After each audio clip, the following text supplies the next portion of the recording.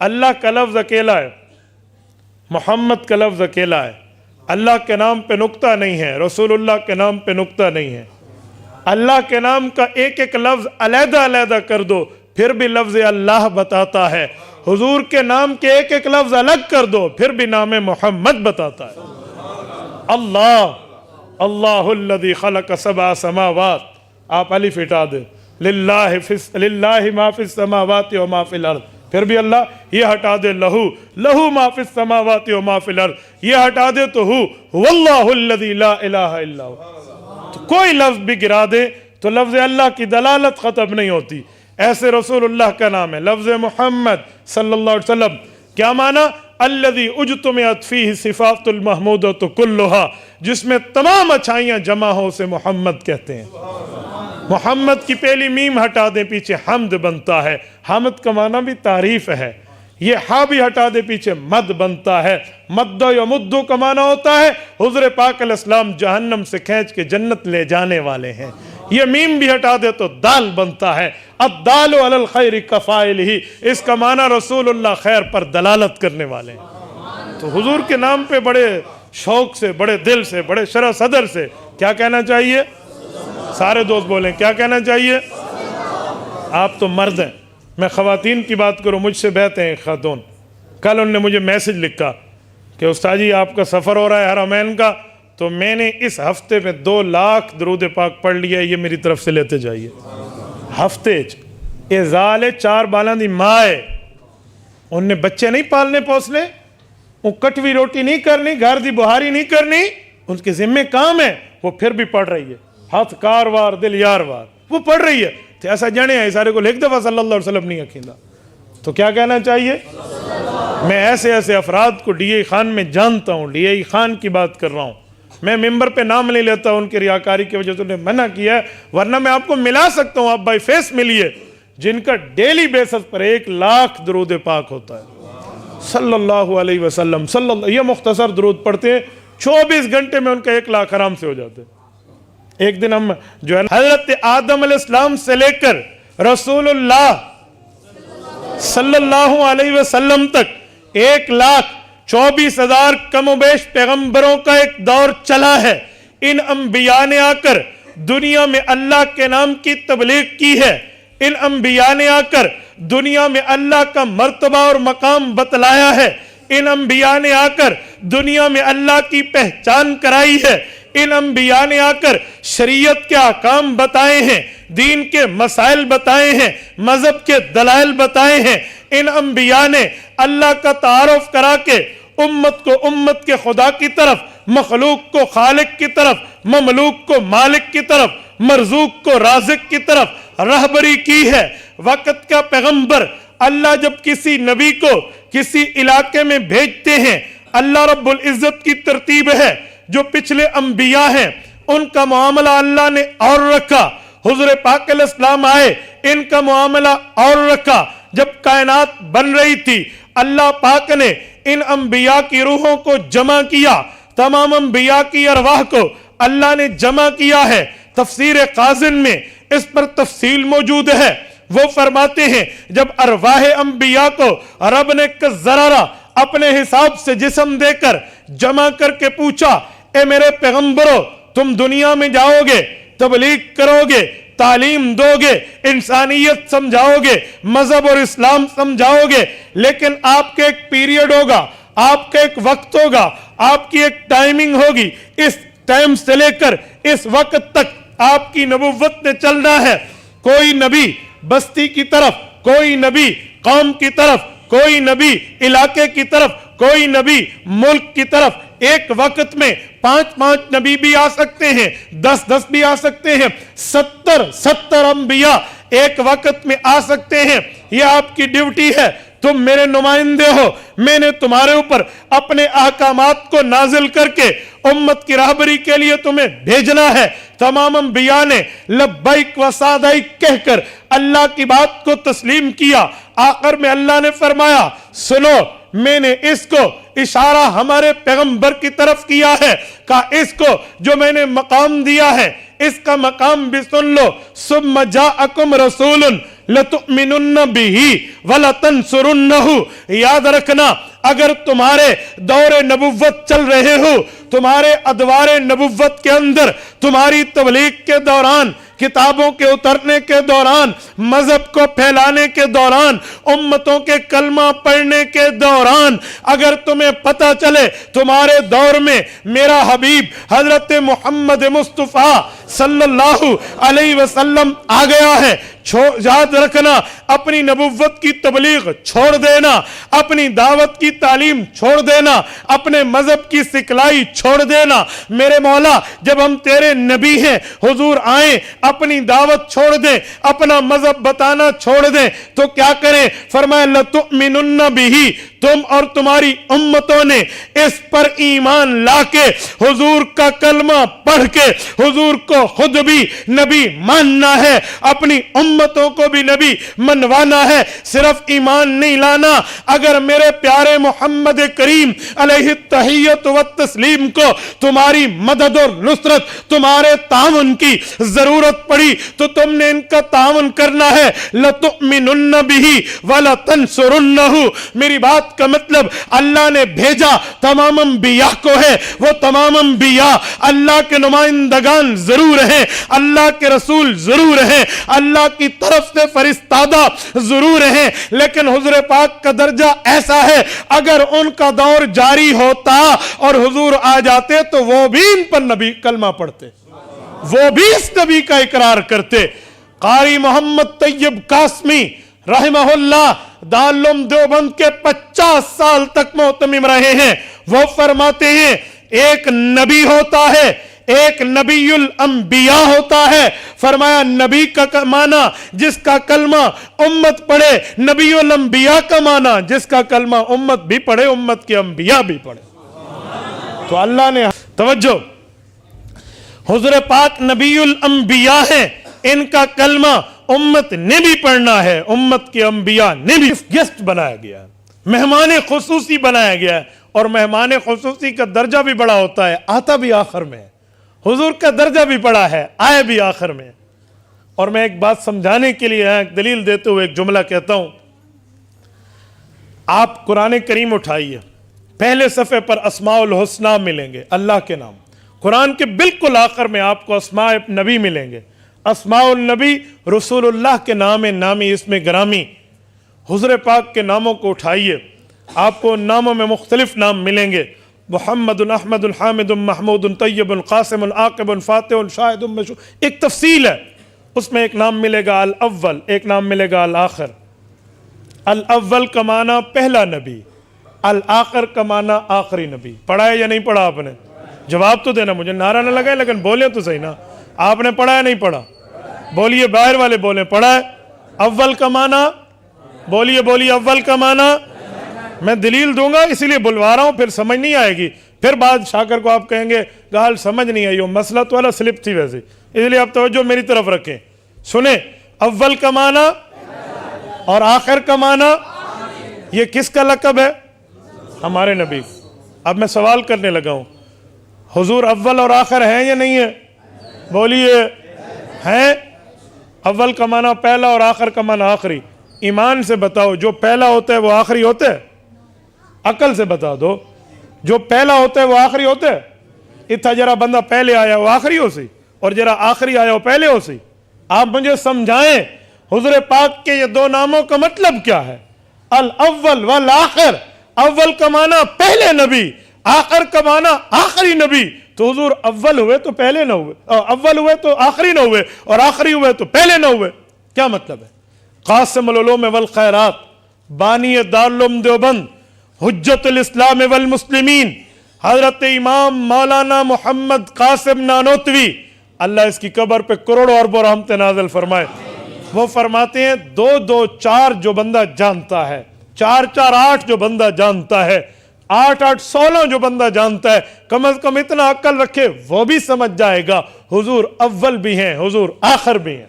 کہتے ہیں مثال, ایک ایک دیہاتی آدمی آیا، بالکل دیہات کا ایک گاؤں کا نکلا ہوا، کہا آج تک قہر ہو گیا.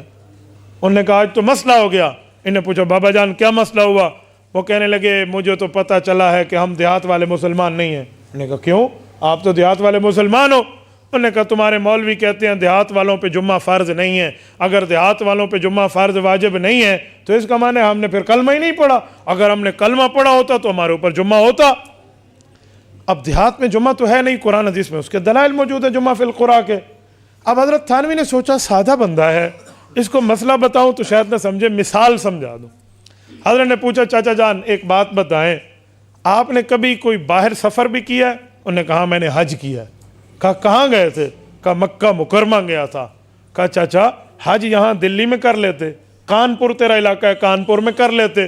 انہوں نے کہا کیوں بیٹا؟ کہا ادھر والے مسلمان نہیں ہیں، ادھر والے مسلمان ہیں سارے مل کے حج کر لیتے. انہوں نے کہا مولوی جی مذاق کرتے ہو، ادھر والے مسلمان ضرور ہیں لیکن یہاں حج کی شرطیں پوری نہیں ہیں، تو مسلمان بھی ہیں حج نہیں کر سکتے ادھر کیونکہ حج کی شرطیں نہیں ہیں. کہا چاچا دیہات والے مسلمان بھی ہیں، وہاں جمعے کی شرطیں نہیں ہیں اس لیے وہ جمعہ نہیں پڑھتے. کہا اچھا اچھا مجھے بات سمجھ آ گئی. تو مثال سے بات سمجھ آتی ہے نا، تو میں مثال دے رہا ہوں، توجہ رکھنا. الاول جو پہلا نبی، الآخر جو آخری نبی. تو آخری پہلا، پہلا آخری بنتا کیسے ہے؟ جب بندے نے گول دائرہ بنانا ہو تو آرام سے سمجھ جائے گا. گول دائرہ ایک بنائے آپ اپنے ہاتھ اندازے سے تو کوئی ڈنگا تے کوئی سیدھا بڑسی، کوئی ٹیڑھا کوئی سیدھا بنے گا. اگر آپ چاہتے میں بالکل سیدھا گول دائرہ بناؤں تو آپ کو چاہیے کہ آپ پلکار سے بنائیں یا ڈی کو ڈبل رکھ کے بنا لیں. بہرحال جیسے کریں آپ کو پلکار سے بنانا پڑے گا. جب آپ پلکار سے گول دائرہ بنائیں گے توجہ رکھنا، تو پلکار کی دو نوکیں ہوں گی. ایک نوک وہ ہوگی جس سے سہارا لوگے، ایک نوک وہ ہوگی جو پینسل یا پین یا لکھنے والی روشنائی کا کوئی آلہ لگے گا. آپ پہلے والی نوک سے سہارا لیں گے بالکل درمیان میں ادھر رکھ کے، پھر آپ پلکار کو گھمائیں گے، آپ کا گول دائرہ بن جائے گا.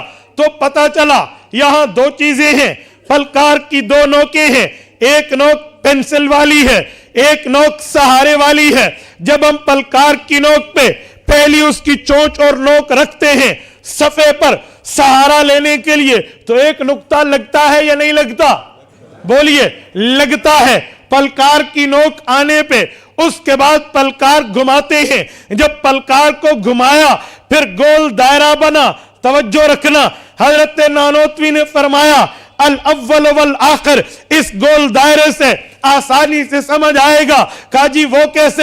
کہا جب پلکار کی پہلی نوک رکھی سہارا لینے کے لیے تو ایک ڈاٹ سا، ایک نشان سا، ایک نقطہ سا بن گیا، لیکن وہ نقطہ نظر نہیں آتا، بنتا پہلے ہے، نظر کب آتا ہے؟ کہا جب گول دائرہ بن گیا پلکار اٹھا لی پھر آخر میں نقطہ نظر آتا ہے. تو دو چیزیں ہیں، بننے میں وہ نقطہ پہلے ہے، نظر آنے میں وہ نقطہ بعد میں ہے. کہ اسی طرح پوری کائنات بنی ہے اس کی وجہ حضور پاک کی ذات ہے. پھر اللہ نے انبیاء کے دائرہ نبوت کو بھیجا ہے.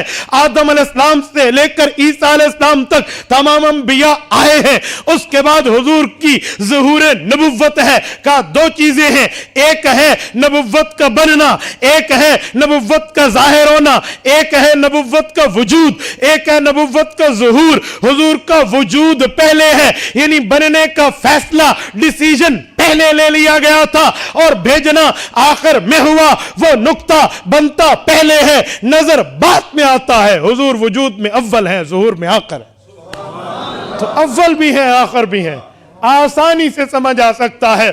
تو میرے دوستو وقت کے پیغمبر کو اللہ رب العزت اپنا نمائندہ بناتے ہیں. اب میں ایک جملہ کہنے لگا ہوں، نبی وہ ہوتا ہے جس میں 5 چیزیں موجود ہوں.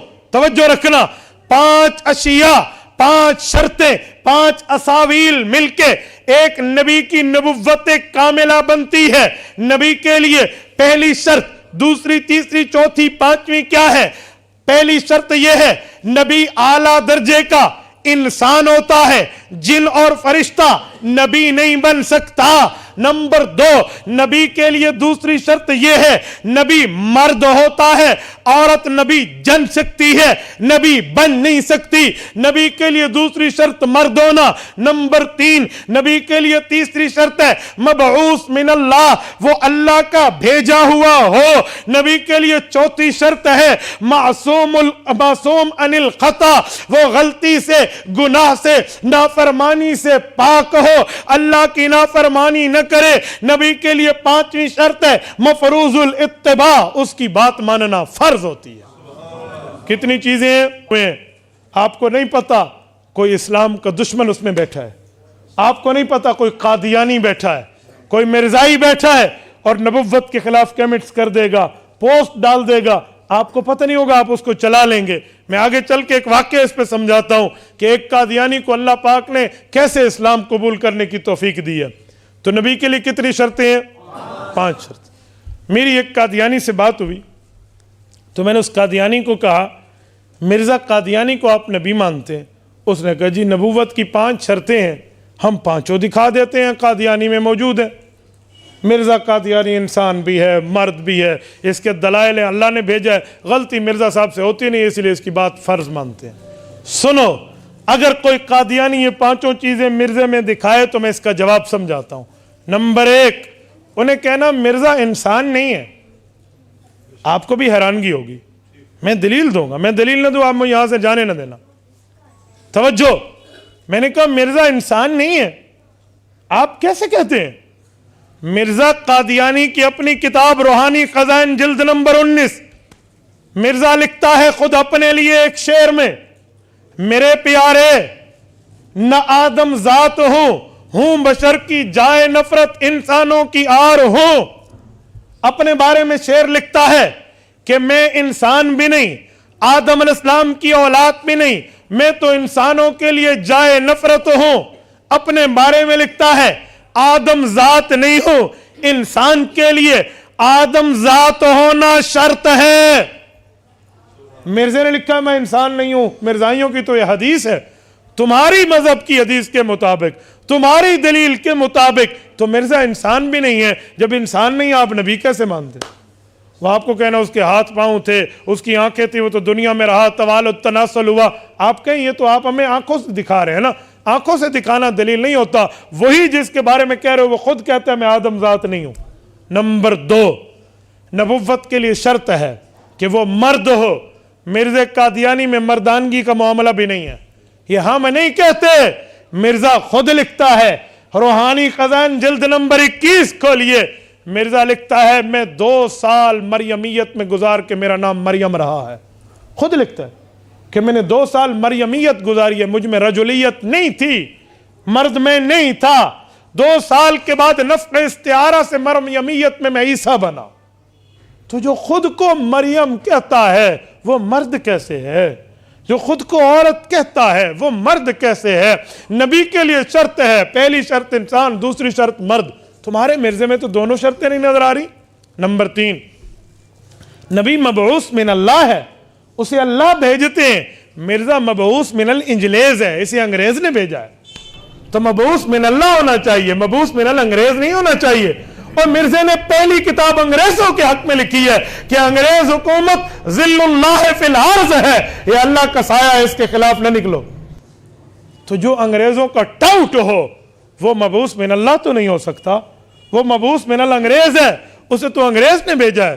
تو تیسری شرط اس میں کہا نمبر 4 معصوم عن الخطا، نبی غلطی سے، گناہ سے، خطا سے، اللہ کی نافرمانی سے، شریعت کا حکم توڑنے سے پاک اور محفوظ ہوتا ہے۔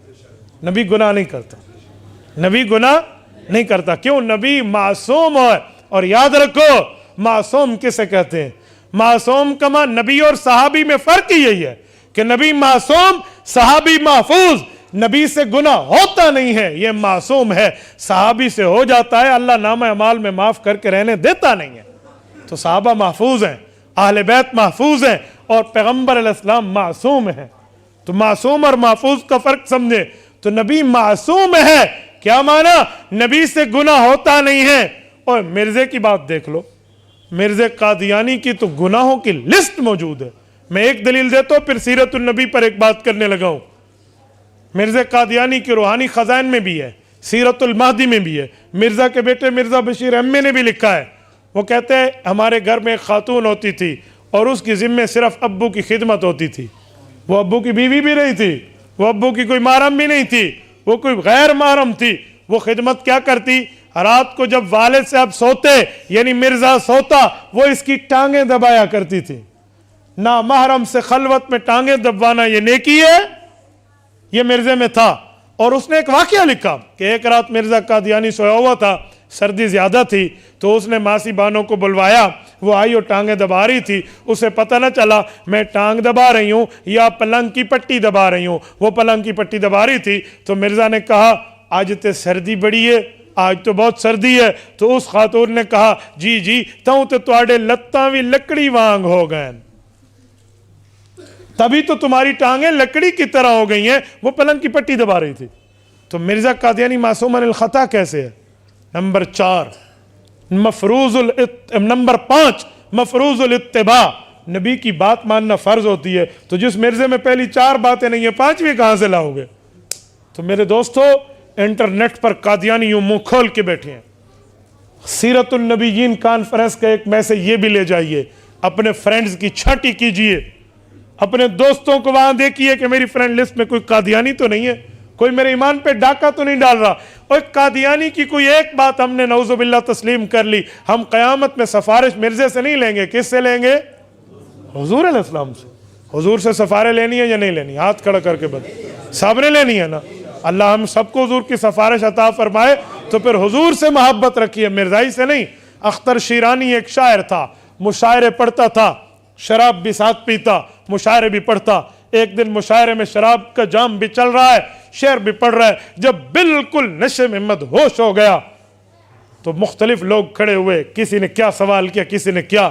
اس مجمع میں ایک قادیانی بھی بیٹھا تھا. اس نے کہا چل اس گناہگار مسلمان کے ایمان پہ وار کرو. اس نے پوچھا لوگوں نے کہ آج اگر مرزا اسد اللہ خان غالب جیسا شاعر ہوتا, تیرے مشاعرے کے سامنے وہ کیا شعر پڑھتا؟ وہ نشے میں تھا. انہوں نے کہا چھوڑو, مرزا غالب تو میری جوتیاں اٹھاتا, وہ کوئی شاعر ہے؟ حالانکہ منایا شاعر ہے. نشے میں کہہ گیا. کسی نے کسی اور میر تقی میر اور پتہ نہیں کن کن کی بات کی, وہ کہتا گیا وہ میرا تکیہ اٹھائے گا, وہ میرا سرانہ اٹھائے گا. اتنے میں قادیانی نے سوچا آؤ اس کے ایمان پر اندھا چلاؤں, اور وہ کھڑا ہوا. اس نے کہا اختر شیرانی اگر آج تیری جگہ یہاں سامنے تیرا نبی ہوتا تو وہ بھی تیرے مقابلے میں شعر پڑھ سکتا. اللہ اکبر, یہ بات کرنی تھی. اس کے ہاتھ میں شراب کا جام تھا, اس کی آنکھیں یوں پھٹی کہ اس بندے نے کیا کہا ہے. اور دل میں سوچا کہ یار رسول اللہ کی ایک محبت میرے دل میں, ٹھیک ہے میں گناہگار ہوں, لیکن یہ بے ایمان کر کیا رہا ہے. جام اٹھایا اور اس کے منہ پر دے مارا, اور اسٹیج سے چھلانگ لگا کے اس کو پکڑنے لگا. وہ آگے اور یہ پیچھے, یہ ببر شیر کی طرح اس پر گرا, اسے پکڑ لیا اور اسے کہا اے ظالم, میں شرابی ضرور ہوں, میں گناہگار ضرور ہوں, خطا کار ضرور ہوں, میں نافرمان ضرور ہوں, لیکن میں اپنے نبی کا حبدار ہوں, غدار نہیں ہوں. میں گناہگار ہوں. میرے ان گناہوں کی وجہ سے تو یہ سمجھتا ہے میرے اپنے پیارے پیغمبر سے عشق ختم ہو جائے گا, رسول اللہ سے پیار ختم ہو جائے گا. اور ظالم یہ ایک ہی واسطہ ہے جس کی سفارش میں قیامت میں لینا چاہتا ہوں, تو اس پر بھی چھرا چلا رہے. تو مسلمانوں, گناہگار بندہ جتنا بھی ہو, نبی سے اس کی محبت اپنے دل میں چھپی ہوئی ہوتی ہے. وہ ہر بندے کی اپنا واسطہ ہے, اپنا یہ فیلنگز ہیں جو دوسرا محسوس نہیں کر سکتا. تو میرے دوستو, اس لیے اپنی فرینڈز کی آئی ڈیز میں دیکھو, اپنے معاملات دیکھو, کہیں مرزائیوں کی چیزیں شیئر نہ کرنا, کہیں مرزائیوں کی چیزوں سے اپنے معاملات نہ چلانا, ورنہ یقین مانو بندے کو پتہ نہیں ہوگا. پیسے ہمارے ہوں گے, پیکج ہمارا ہوگا, وقت ہمارا ہوگا, سیل فون ہمارا ہوگا, ہاتھ ہمارے استعمال ہو رہے ہوں گے, اور فائدہ ان کو فار کو ہو رہا ہوگا. ایک دن مجھے کال آئی ہے, السلام علیکم, سنو قادیانی کام کیسے کرتے ہیں. آپ لوگ سمجھتے ہیں بس قادیانی ختم ہو گئے, جی نہیں. حضور کے دشمنوں کا وار کیسے ہے. نیو جنریشن جو بیٹھی ہے, نوجوان, ذرا یہ دونوں کان کی کھڑکیاں کھول کے دل تک میرے اس واقعہ کو راستہ دینا.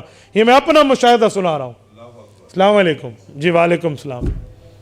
آپ اپنا نمبر سیل کرتے ہیں؟ پہلا سوال ہے. میں نے کہا سم. کہتے جی ہاں. کیوں؟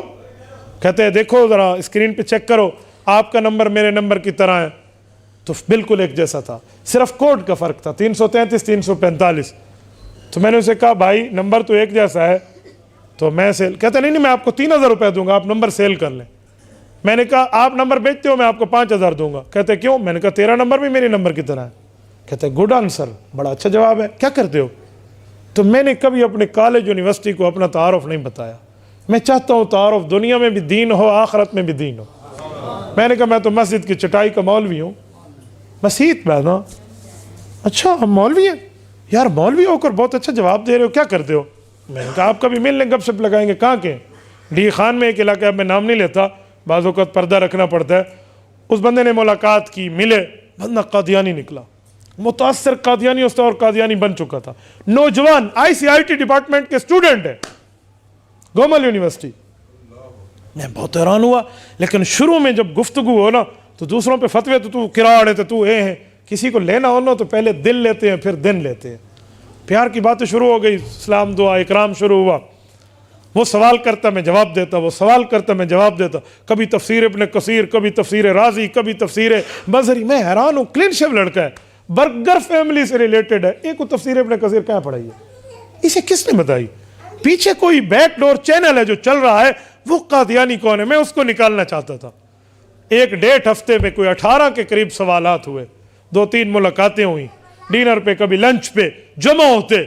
آخر میں اس بندے کے تمام سوال ختم ہوئے. 2-2.5 ہفتے کی بات ہے. جب سارے سوال ختم ہوئے تو مجھے کہتے ہیں مفتی صاحب, میں نے کہا جی آپ میرے ٹیوٹر سے ملیں گے, میرے استاد سے آپ ملیں گے. دل میں نے کہا بھیا ملنا کہنے نہ لئی این بھائی ماشاء اللہ ملا, اپنا بندہ تو واپس آئے نا, دوسرا مانے نہ مانے. تو میں نے کہا جی بالکل ملیں گے. کہتے ہیں میرے سر ہیں سرمد ان کا نام ہے, ٹورنٹو میں رہتے ہیں, کینیڈا کے سٹی ہے, کینیڈا میں.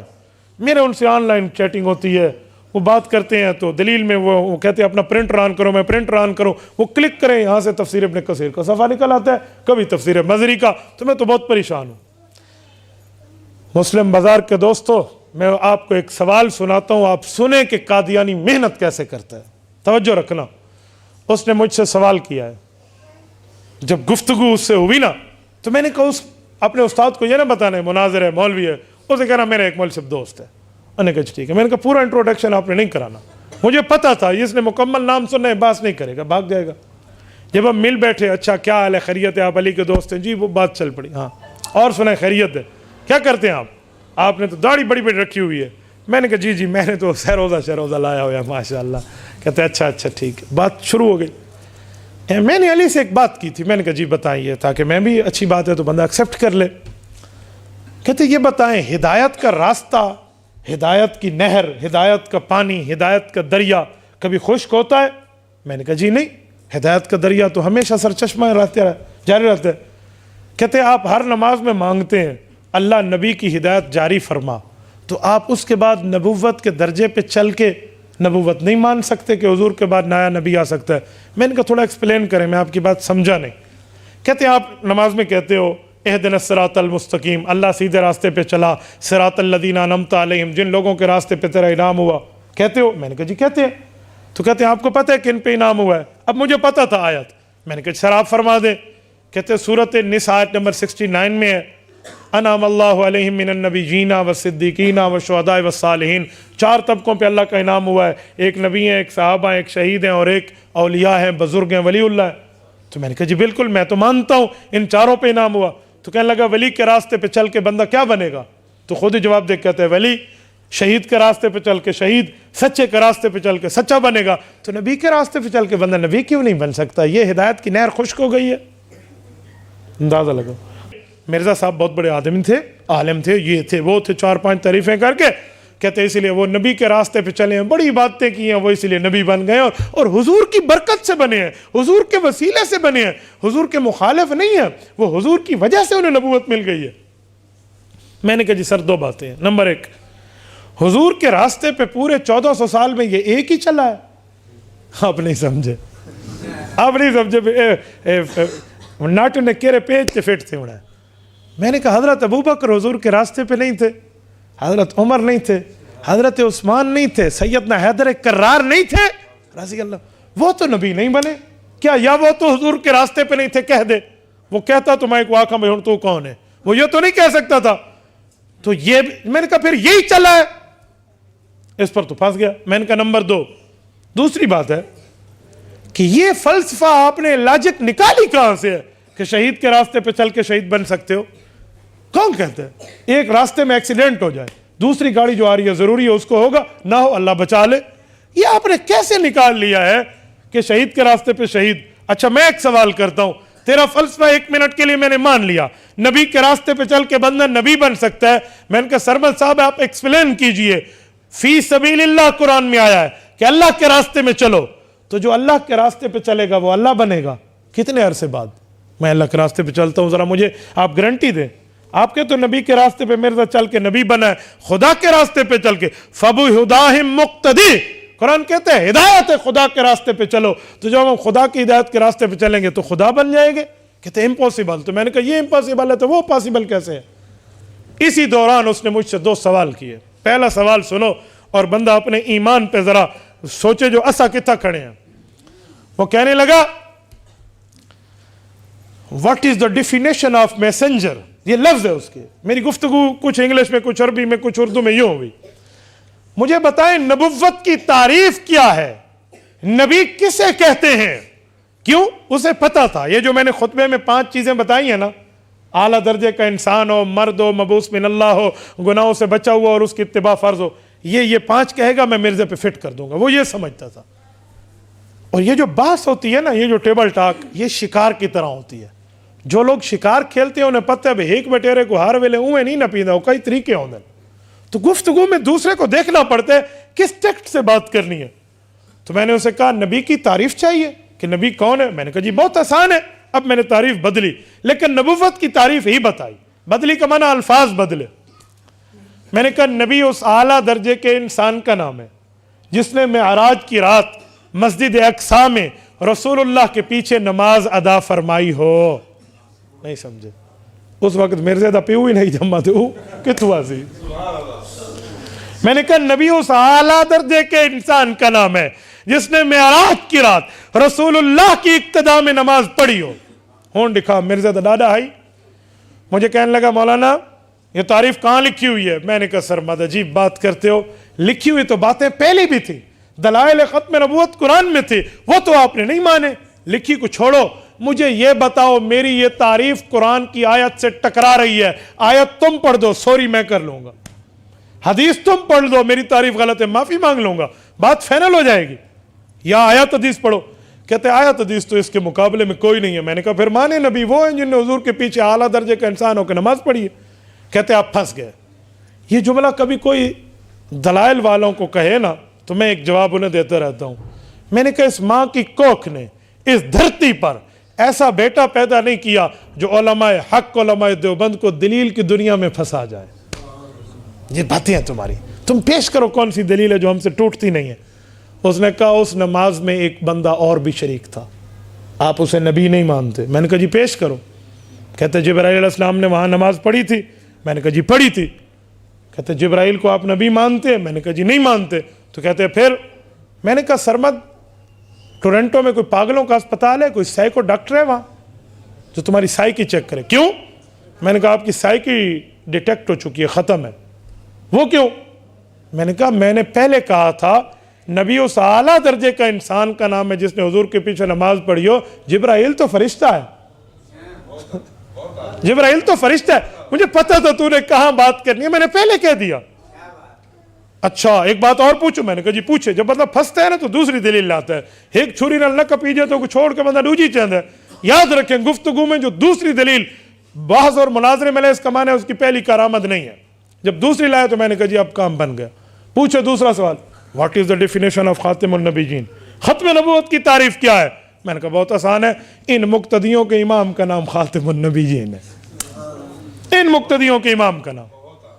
جب یہ باتیں, ایک لمبی بات ہے, میں بات اینڈ کرتا ہوں.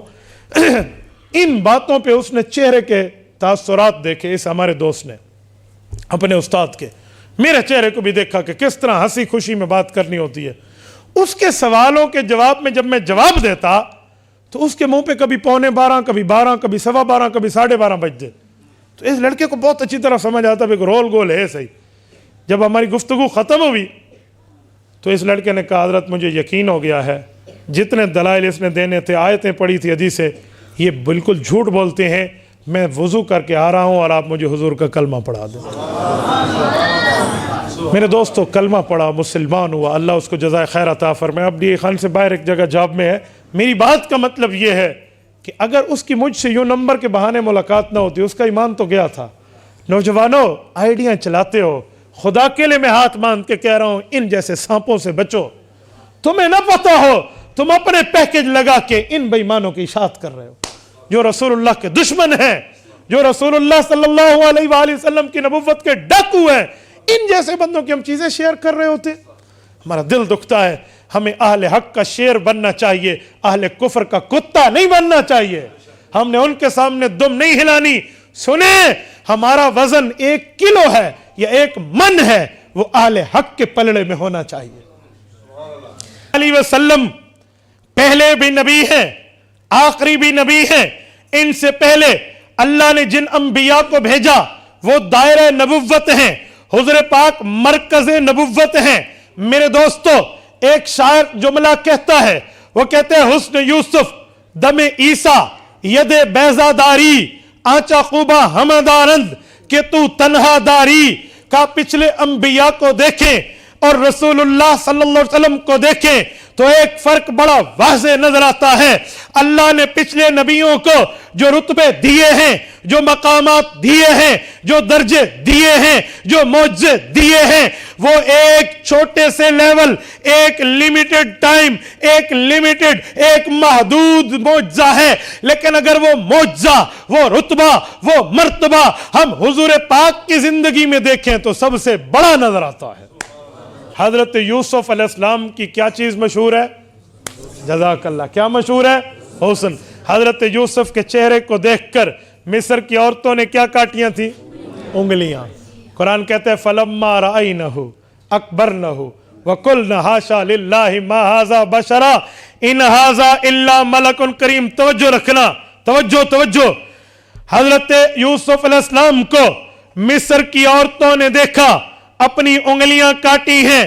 آپ کی اور ہماری اماں جان سیدہ اماں عائشہ صدیقہ ام المؤمنین صدیقہ بنت صدیق رضی اللہ عنہا ارشاد فرماتی ہیں فَلَوْ سَمِعُوا فِي مِصْرَ أَوْصَافَ خَدِّهِ مَا بَذَلُوا فِي سُومِ يُوسُفَ مِن نَقَدِ لَوَّامِ زُلَيْخَةَ لَوْ رَأَيْنَ جَبِينَهُ لَأَثَرْنَ بِالْقَطِّ قُلُوبَهُنَّ عَلَى الْيَدِ۔ کا مصر کی عورتوں، تم نے حسن یوسف کو دیکھا تھا، میں نے حسن محمد کو دیکھا ہے۔ تم نے خوبصورتی یوسف دیکھی تھی، میں نے خوبصورتی محمد دیکھی ہے۔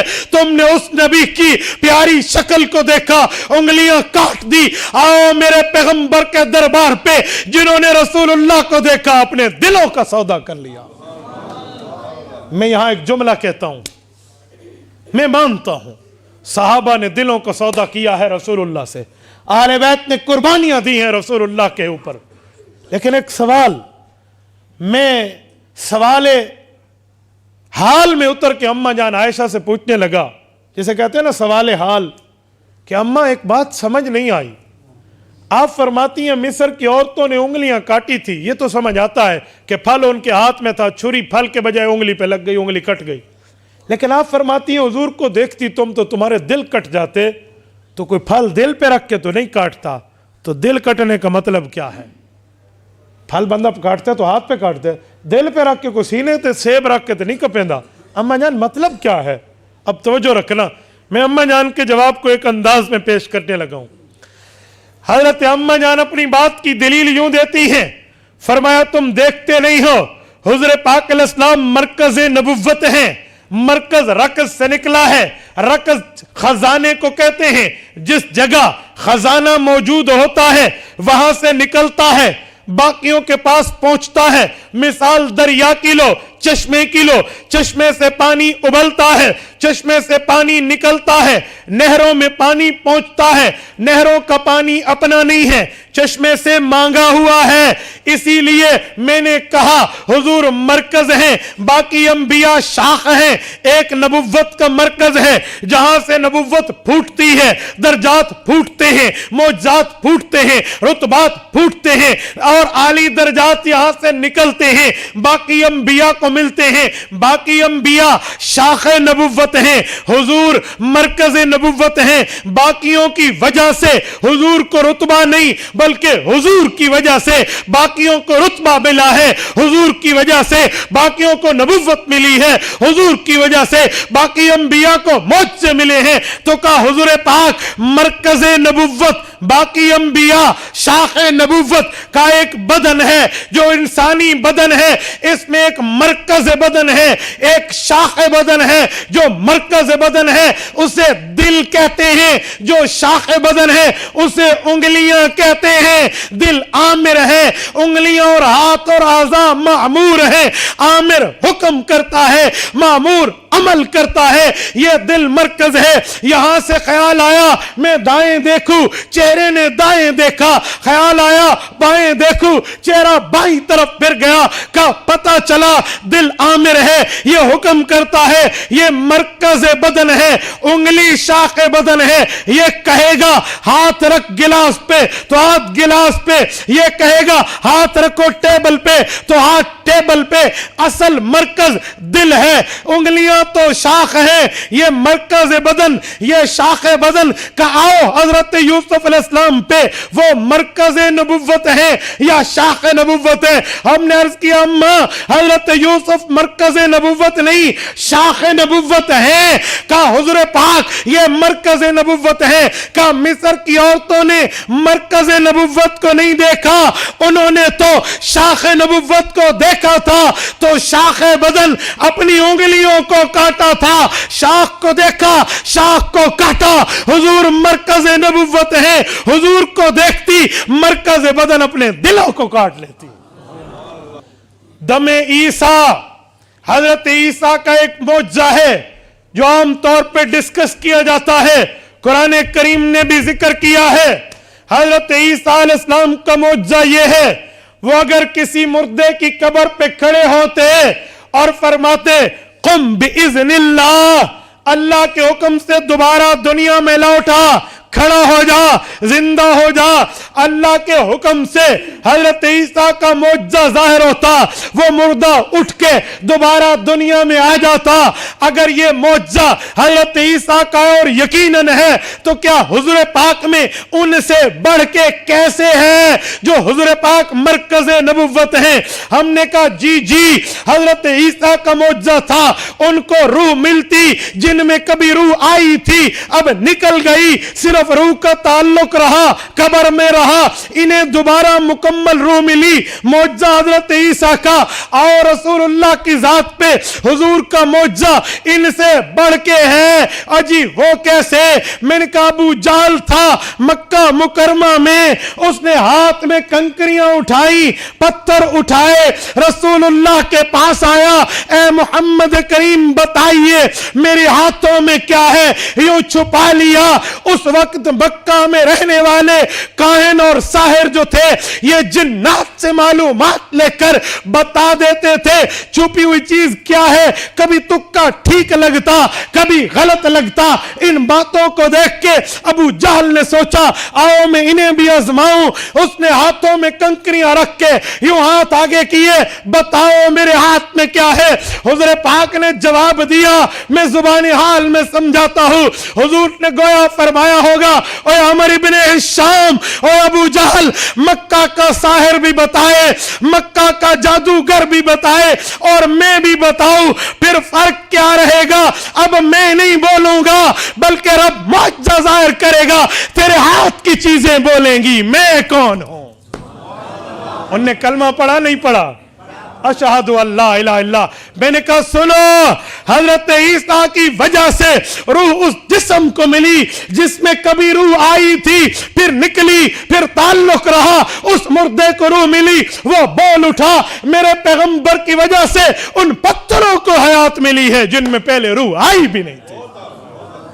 जो उनमें था वो मेरे नबी में। इससे पाक मौजूद है, मौजमुस सगीर जिल्द 1 ही है उसकी, सफ़ा 653 पर हजरत उमर इब्न खत्ताब से मरवी है रज़ी अल्लाह अन्हु, फरमाते हैं हम अल्लाह के रसूल के पास बैठे थे, दूर से बनु सुलैम का एक देहाती गुजरा, उसने लोगों से पूछा ये मजमा किसका जमा है? लोगों ने कहा ये वो नबी है जिसके सहाबा उस पर कलमा पढ़ चुके हैं, ये वो बैठे हैं। बनु सुलैम कबीला हुजूर पाक के बुग़्ज़ रखने में बड़ा मशहूर था, वो बहुत बड़ा दुश्मन कबीला था, ये उसका एक फर्द था, बुग़्ज़ में हसद में जल रहा था और ये शिकार करके जंगल से आ रहा था। इसकी आस्तीन में एक गोह थी जो इसने आस्तीन में छुपाई हुई थी। उसने आकर रसूलुल्लाह सल्लल्लाहु अलैहि वसल्लम से बातें की, आकर कहने लगा अगर मेरी कौम मुझे जल्दबाज न कहती, मैं कब से आपका काम तमाम कर चुका होता, मैं आपको न छोड़ता, लेकिन मेरी कौम मुझे जल्दबाज कहेगी इसीलिए मैं खामोश हूं। हजरत उमर उठे, तलवार हाथ में ली, हुजूर पाक से इजाजत मांगी कि मैं इसके साथ 2-2 हाथ करता हूं। हुजूर पाक ने फरमाया या उमर अमा अलिमता अन्नल हलीम काज़ा अन यकून नबिया। उमर, जो वक्त का नबी होता है वो वक्त का हौसला मंद बुर्दबार इंसान भी होता है, इसलिए सब्र कर, मुझे इससे बात करने दे। हुजूर पाक फरमाने लगे ए बंदे, तूने आकर जो गलत बात की है, कुलतमा कुलत व कुलत गैरिल हक वलम तुकरिम मजलिसी, गलत बात नहीं करता है, मजलिस का एहतराम भी नहीं करता। क्या तेरी तरबियत यही है? क्या तुझे यही सिखाया गया? वो शर्मिंदा हुआ, अपनी शर्मिंदगी को बचाने के लिए उसने अपनी आस्तीन से फअखरज ज़ब्ब मिन कुम्मिही, यहां से एक गोह को निकाला, नीचे फेंका, फवज़ा बैन यदै रसूलिल्लाह सल्लल्लाहु अलैहि वसल्लम, हुजूर के सामने रख के कहता है ला आमन्तु बिका हत्ता युमिन ज़ब्ब, जब तक ये गोह आप पर ईमान नहीं लाएगी मैं आप पे ईमान नहीं लाता, मैं देखता हूं आप नबी कैसे हैं। हुजूर पाक ने अल्लाह का नाम लिया, गोह से बातें शुरू की। हुजूर पाक फरमाने लगे या ज़ब्बू, ए गोह। हजरत उमर फरमाते हैं फयुफ़मुल कौम इजमाअ फयतकल्लमु बिलिसानिन अरबिय्यिन मुबीन लब्बैक व सअदैक। वो गोह बोल उठी, हालांकि मुर्दा थी, जिंदा होकर बोलने लगी और उसके बोल को ये भी सुन रहा था, पूरी कौम भी सुन रही थी। उसने अर्ज किया लब्बैक व सअदैक या रसूल रब्बिल आलमीन, ऐ वो रब जो कायनात को पालने वाला है, आप उसके नुमाइंदे, मैं हाजिर हूं, मुझे हुक्म कीजिए। हुजूर ने फरमाया मन ताबुद, तू किसकी इबादत करती है? वो गो जवाब देने लगी मैं उसकी इबादत करती हूं। अर्शहु फिस समा व सुल्तानुहु फिल अर्ज़ व सबीलुहु फिल बहर व रहमतुहु फिल जन्ना व अज़ाबुहु फिल नार। मैं उस अल्लाह की इबादत करती हूं, उस रब को माबूद मानती हूं जिसका अर्श आसमानों के ऊपर, जिसकी हुक्मरानी जमीनों के अंदर, जिसका कब्जा समंदरों के ऊपर, जिसकी रहमत जन्नत में है, जिसकी तरफ से सख्ती जहन्नम में है। हुजूर फरमान लगे मन आना, तुझे इल्म मेरे बारे में क्या दिया गया? वो कहने लगी अंत रसूल रब्बिल आलमीन व खातिमुन नबिय्यीन कद अफलह मन सद्दकक व कद खाबा मन कज़्ज़बक। मुझे यह इल्म दिया गया, मेरे मौला ने मुझे ये बात समझाई है, आप अल्लाह के नुमाइंदे रसूल हैं, आखिरी नबी है, आपके बाद नबुव्वत नहीं आएगी। हाँ हाँ, जो कामयाब रहना चाहता है वो आपके दामन में आए, जो नाकाम होना चाहता है वो आपसे हट जाए। माफी मांगता हूं। आमन्तु बिका व आमनत शारी व बशरी व ज़ाहिरी व बातिनी व सिर्री व अलानियती। मेरे जिस्म का एक एक रुआं, मेरे बाल का एक एक बाल, मेरे जिस्म का एक एक बाल, मेरा ज़ाहिर और बातिन समेत मैं आप पर ईमान लाता हूं। और अगला जुमला कहा कि खुदा की कसम जब यहां आया था آپ کا چہرہ مجھے سب سے مبغوض تھا، اب یہاں آیا ہوں آپ کا چہرہ مجھے اپنی اولاد سے زیادہ محبوب ہے۔ اندازہ لگاؤ، یہ حدیث پاک ایک تفصیل ہے، میں اس کو یہاں چھوڑ رہا ہوں، 1.5-2 رکوع کی یہ حدیث ہے۔ آپ نے اس کی تفصیل سننی ہو تو کبھی یوٹیوب پر آپ میرے چینل پہ سن سکتے ہیں، میں نے مستقل اس پر پورے حدیث پاک دی ہے۔ میری بات کا مطلب دم عیسیٰ، حضرت عیسیٰ کا معجزہ تھا۔ حضرت عیسیٰ علیہ السلام نے اس مردہ بندے کو زندہ اللہ کے حکم سے کیا، اسے نبی مانا تو میرے پیغمبر نے او بندہ کیا اس جانور کو زندگی دی ہے جسے دشمن مار کے آیا تھا، تو یہ اس سے بڑھ کے نبی ہے۔ پچھلے انبیاء کو جو معجزے ملے وہ شاخ نبوت ہیں، جو حضور کو معجزے ملے وہ مرکز نبوت ہیں۔ ایک مثال اور لیجئے، ید بیضہ داری حضرت موسیٰ کا معجزہ تھا، سفید ہاتھ، وہ ایسے چمکتا تخرج بیضاء، جیسے وہ سورج کی کرنوں والا ہو۔ توجہ رکھنا۔ نمبر 2، ما تلک بیمینک یا موسیٰ، قرآن کریم کہتا ہے موسیٰ علیہ السلام اللہ نے پوچھا تیرے ہاتھ میں کیا ہے؟ دائیں ہاتھ میں، بیمینک۔ عرض کرنے لگے قال ہی عصائی، میرا عصا ہے، ڈنڈا ہے، اسٹک ہے۔ کیا کرتے ہو؟ اتوکل علیہ، اس پر ٹیک لگاتا ہوں، واحش بہا علی غنمی، بکریوں کو چرانا پڑے تو اس سے مدد لیتا ہوں، ولی فیہا مآرب اخری، اور بھی کئی کام اس سے لے سکتا ہوں۔ کہا ہے موسیٰ اس ڈنڈے کو نیچے پھینک، فالقاها فاذا ہی حیۃ تسعی، قرآن کہتا ہے ان کا ڈنڈا پھینکنا تھا، وہ ایک ازدہا، سنیک تو سانپ ہوتے ہیں، ازدہا کوبرا، ایک بہت بڑا سانپ بن گیا، ازدہا بن گیا۔ حضرت موسیٰ علیہ السلام کو فرمایا خذھا ولا تخف انک انت الاعلی، دوبارہ ہاتھ رکھو، ڈنڈا بن جائے گا، خوف اپنے دل میں مت لائیے، میں آپ کو بلند ترین کر کے دکھاؤں گا۔ حضرت موسیٰ نے ہاتھ رکھا، پھر ڈنڈا بن گیا۔ کہ آپ جائیں فرعون کے پاس، اس کو تبلیغ کریں، اور جہاں بھی اس سے خدمت لینی ہو آپ لکھ سکتے ہیں۔ حضرت موسیٰ کا معجزہ تھا، یوں ہوا 70,000 سانپ کھا گئے۔ ایک تفصیل آپ نے سنی ہے، جو میں نکتہ دینے لگا ہوں وہ سنیں، میرا مطلب پورا واقعہ نہیں ہے، میں ایک دلیل نکالنے لگا ہوں۔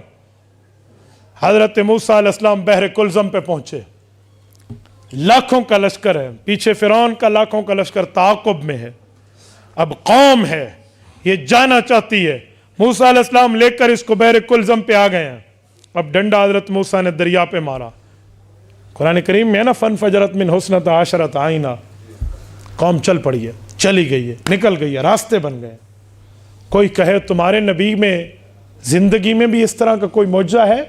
وہاں تو ایک ڈنڈا لگتا ہے، دریا 2 ٹکڑوں میں بدل جاتا ہے، 2 ٹکڑے کیا 12 ٹکڑوں میں بدل جاتا ہے۔ کیا حضور پاک کی زندگی میں ایسا معجزہ ہے کہ حضور مرکز نبوت ہے؟ ہم کہیں گے جی ہاں، تم پچھلے انبیاء کا معجزہ لاؤ، اس سے بڑھ کے حضور کی زندگی میں ہم دکھا دیں گے۔ یہ کون سا مسئلہ ہے؟ میرے نبی کی زندگی میں اس سے بھی بڑھ کے موجود ہے۔ لیکن 3 سوالوں کے جواب آپ مجھے دیجئے، اس کے بعد میں معجزہ دکھاؤں گا۔ نمبر 1، حضرت موسیٰ جب ڈنڈا دریا پہ مار رہے تھے، حضرت موسیٰ زمین پہ تھے یا آسمان پہ تھے؟ بولیے بولیے، دریا زمین پہ تھا یا آسمان پہ تھا؟ زمین پہ تھا۔ نمبر 3، حضرت موسیٰ کا ڈنڈا جا کے دریا کو ٹچ بھی ہوا تھا یا نہیں لگا تھا؟ لگا تھا نا۔ 3 باتیں طے ہو گئیں، حضرت موسیٰ بھی زمین پہ، سامنے والا دریا بھی زمین پہ، حضرت موسیٰ کا ڈنڈا وہاں جا کر لگا۔ آؤ میرے نبی کی زندگی میں ابو جہل کو کسی نے کان میں بھر کے کہہ دیا، ابو جہل یہ نبی نعوذ باللہ جادوگر ہے، اور جو جادوگر ہوتا ہے اس کا جادو زمین پہ چلتا ہے، آسمانوں پہ نہیں چلتا۔ جا تو اس کو کہہ دے اگر اللہ نے تجھے نبوت دی ہے معجزہ دکھا دے، آسمان کے چاند کو 2 ٹکڑے کر کے دکھا دے۔ ابو جہل آیا میرے پیغمبر کے پاس، یہ سوال کیا، حضور نے اللہ کا نام لیا، اپنی ہاتھ کی انگلی اٹھائی۔ ڈی ای خان کے دوستو، حضرت موسیٰ زمین پہ تھے، دریا بھی زمین پہ تھا، حضور زمین پہ تھے، چاند زمین پہ نہیں تھا، چاند آسمانوں پہ معلق اور پینڈنگ تھا۔ حضرت موسیٰ کا ڈنڈا دریا کو ٹچ ہوا تھا، حضور کی انگلی چاند کو لگی نہیں تھی۔ قرآن کہتا ہے پیغمبر کی انگلی اٹھی، اقتربت الساعۃ وانشق القمر، خدا کی قسم چاند 2 ٹکڑوں میں بدلا، ایک ٹکڑا دائیں کونے میں، ایک ٹکڑا بائیں کونے میں۔ حضرت موسیٰ کا معجزہ خود زمین پہ، دریا زمین پہ، ڈنڈا بھی لگا پھر وہ ٹکڑوں میں بدلا. حضور کا معجزہ اس سے بڑھ کے خود زمین پہ چاند آسمان پہ انگلی لگی نہیں وہ ٹکڑوں میں. گلدستے میں سب پھول، پھولوں میں ایک پھول. باقی پیغمبروں کو پھول سمجھیں، میرے نبی کو نبوت کا گلدستہ سمجھیں. اللہ نے سب چیزیں ان میں رکھ دیں. سیرت النبیین کانفرنس میں تشریف لانے والے دوستو، ان میسجوں میں ایک میسج یہ بھی یاد رکھنا کہ میرے پاک پیغمبر کو رب نے وہ رتبہ دیا ہے جو رتبہ اللہ نے اپنے بعد کسی کو نہیں دیا. یا صاحب الجمال و یا سید البشر من وجهک المنیر لقد نور القمر لا يمکن الثناء کما کان حقہ بعد از خدا بزرگ تو ہی. قصہ مختصر. یاد رکھنا رسول اقدس صلی اللہ علیہ وسلم کو، یاد رکھنا رسول اقدس صلی اللہ علیہ وسلم کو اللہ نے وہ مقام دیا ہے جو ان سب سے بڑھ کے ہے. اسی لیے ہم خوش قسمت ہیں اس وجہ سے کہ ہمیں آخری نبی کی نبوت ملی ہے. ہم خوش قسمت ہیں اس لحاظ سے ہمیں آخری نبی کا امتی بنایا گیا ہے. میرے دوستو، اللہ کے رسول فرماتے ہیں قیامت کا دن ہوگا، قیامت کے دن میں تمام نبی بھی ہوں گے، تمام نبیوں کی امتیں بھی ہوں گی. تمام نبیوں پہ جنت حرام ہے جب تک میں خود جنت میں نہ جاؤں، اور تمام نبیوں کی تمام امتوں پہ، ان امتوں میں تمام نبیوں کے تمام صحابہ کھڑے ہوں گے پچھلے انبیاء کے، ان کے اوپر جنت اس وقت تک منع ہوگی جب تک حضور کی امت داخل نہ ہو.